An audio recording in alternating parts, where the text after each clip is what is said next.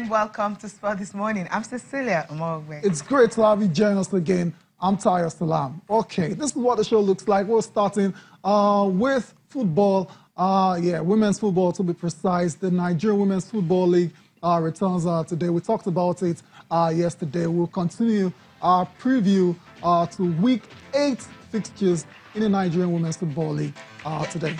So on the program, not the Nigerian Women's Football League that is resumed, we also have the Nigerian National League. Yeah. The break is over. They are back after a very, very long break.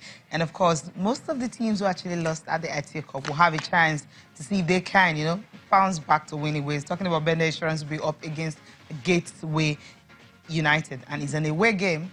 It's not happening that one. So many matches to look forward to. A lot of games. So the NPFL might be over, but football fans can definitely look forward to watching Nigerian National League games across different centers in the country. Let's move on now. Let's talk some boxing and much anticipated middleweight title fight between Kenneth Golovkin and Saul Canelo Alvarez is edging ever closer, and these two boxers have arrived in Las Vegas for that grudge bout. Cecilia, Kennedy Golovkin and Saul Canelo Alvarez. We're almost there. It's on Saturday, and these two guys are ready to go to war.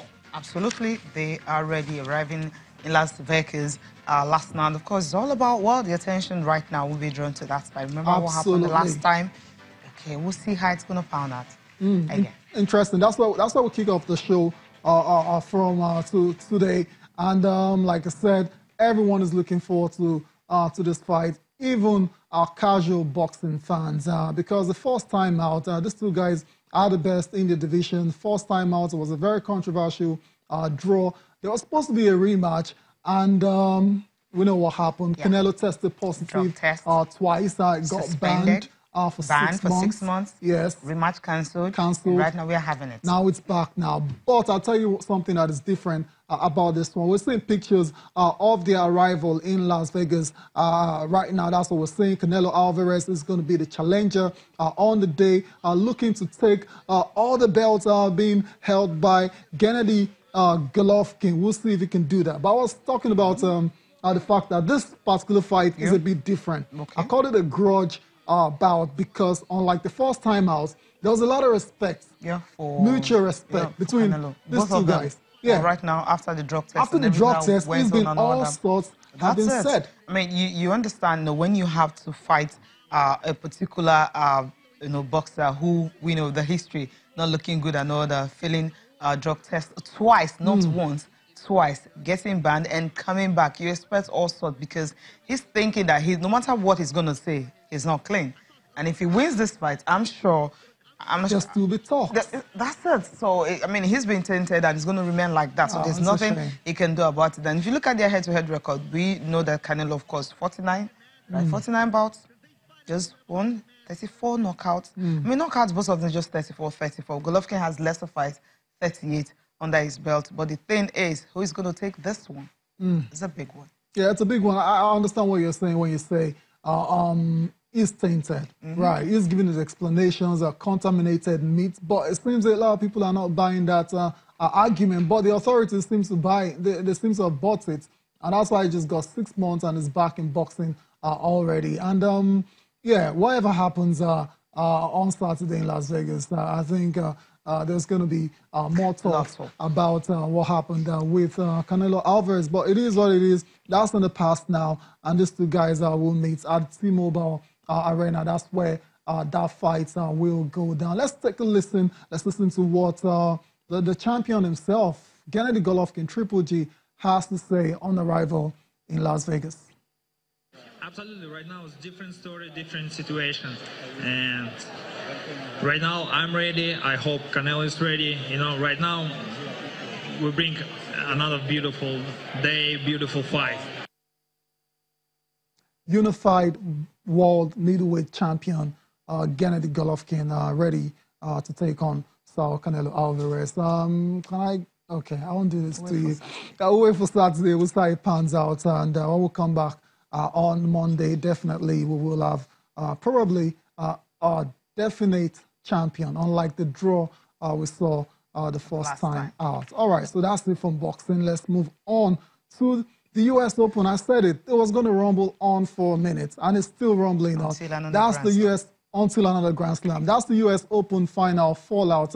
What happened between Serena Williams and Naomi Osaka? There's been all sorts of reaction, and the one that seems to have gotten a lot of people talking was a newspaper in Australia that published a paper, a caricature of Serena Williams, a cartoon of Serena Williams, and that has been met by racism claims by a lot of people that feel that particular cartoon depicted Serena Williams in bad light, and not Serena Williams, by extension, African Americans in bad light. But the papers are they're not holding back at all. They're insisting they haven't done anything wrong, and we're seeing pictures of that paper. They've gone ahead to actually reprint those papers again, because to them it's nothing. I mean, according to them, it's okay. Having to draw Serena, someone was throwing tantrum, having a temper, and all that is what it is. But what about the image itself? It's a behavior. I mean, you know what? I wouldn't want to explain this. Let's just hear from those who actually, the guy who actually did this. I mean, he's explaining and saying, look, that's just... What is he explaining? I mean, there's an image that we have seen that the features a caricature of Serena Williams with exaggerated lips and tongue and curly hair. Yeah. And you know what he said about that? Okay. That's the way Black American women are. Okay, listen to him. I don't think I depicted her in Jim Crow style or racist overtones at all. When I watched the US Open, I was sitting there like everybody else, and I saw the world #1 tennis player have a huge hissy fit and spit the dummy. So basically that's what the cartoon was about. It was about just her poor behaviour on the court, nothing to do with gender or racism at all. I think what's happening here is people are just making stuff up. The cartoon was just about Serena on the day having a tantrum. That's basically it. A few days beforehand, I'd actually drawn a cartoon of Australian Nick Kyrgios and his bad behaviour at the US Open. So I'm not targeting Serena. I mean, Serena is a champion. I drew her as an African-American woman. She's powerfully built. She wears these outrageous costumes when she plays tennis. She's interesting to draw. I drew her as she is, as an African-American woman. So this whole business that I'm some sort of racist calling on racial cartoons from the past, it's just made up. Yeah, that's Mark Knight there, more like refueling the whole situation. People are not happy with the drawing because it reminds them of what it used to be in the US, during the dark ages of racism and all that. And he's bringing out that same picture, thick lips and all that. And he says that that's the way Black Americans are. Interesting. I mean, he's not holding back. No, he's not. He's just saying, I've done it. I mean, I've done it to other people, to Australian Prime Minister. I've done it to Kim Jong-un. I've done it to Donald Trump and all that political figure and everything. And so I'll keep doing it. So, I mean, I'm just like, okay, fine. It's a cartoon. We understand that people are trying to, say it's racism and all that. But I think maybe you would have just like, okay, it's a cartoon, but I'm sorry if it offends, people, sensibility and all that. But not just coming to actually clarify and even make it louder. I mean, it's louder now. Wow, interesting. It is louder. Yeah, Mark Knight, that's louder. You can totally understand why people find this very offensive. Like I said, though a lot of features in that particular cartoon were exaggerated, exaggerated. And that's how cartoonists. Cartoons usually doesn't have to be that way. But that's just the way it is now. Mark Knight there insisting he hasn't done anything wrong at all. No racism undertone, nothing undertone in it and all that. Nothing of it's such. Just, man, he's just drawing the kind of temper she had at the US Open. Okay, the tantrums. All right, we'll see. I'll leave it there. We'll leave it there for now. It's going to come on. It's not going to end anytime soon. Of course not. Yeah. All right, let's go. Let's talk some football now. Yeah, UEFA. What are they talking about? There's going to be a third football competition. Can you imagine that? Okay, there's going to be a third club football competition. So we have the UEFA Champions League, we have the Europa League. There's going to be a third one. And when top 10 finishes? Well, we'll see about that. They're still, working on how they're going to come about who's going to feature in this particular event. But the story is from 2021, there's going to be yet another club competition. And the initial reaction that I've gotten from people I've spoken to are like, whoa, what's going on again? How many do you want to play? How many teams are going to qualify to play in Europe? They're still yet to work that one out. But for me, I like the idea. For me, I think the more the merrier. More teams should get the opportunity to play in Europe. Because not everyone is going to finish in the top 6, and there are other clubs that are harboring ambitions to play on the continent. So you're going to be looking at clubs that finish 7th, 8th, and 9th, 10th. Maybe the 4th have their own competition and all that. It's going to be huge, all packed full. But the thing is, I think every club, once you're good enough in the top 10, I don't know why I'm saying top 10.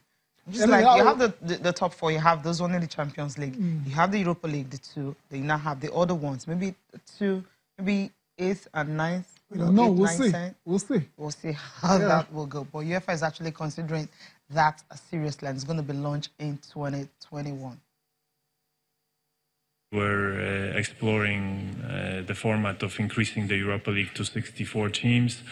But at the end, based on commercial considerations, but also participation and clarity of how these competitions would work, we have been exploring particularly the format of 3 competitions, which would allow for 16 new teams to enter the European competitions. We are still working a number of issues around that. Of course, the critical issue is the issue of access, how the access will be allocated between the various associations.